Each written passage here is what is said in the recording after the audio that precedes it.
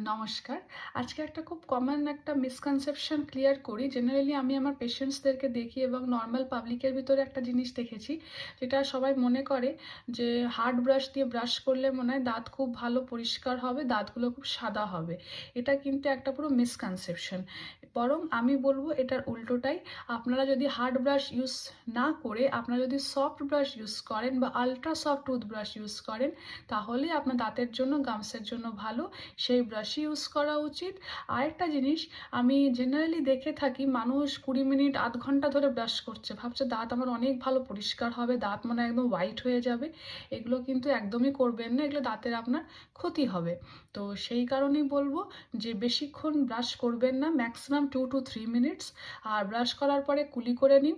পারলে একটা মাউথওয়াশ দিয়ে মুখটা রিন্স করবেন এবং যদি পারেন একটা ফ্লস ইউজ করবেন। ফ্লসগুলো আপনার নর্মাল ফ্লস ইউজ করতে পারেন অথবা আপনারা ওয়াটার ফ্লসও ইউজ করতে পারেন।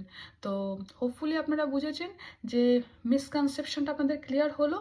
তো হোপফুলি ইট হেল্পস। দেখা হবে নেক্সট ভিডিওতে। Till then stay healthy, stay safe, bye by.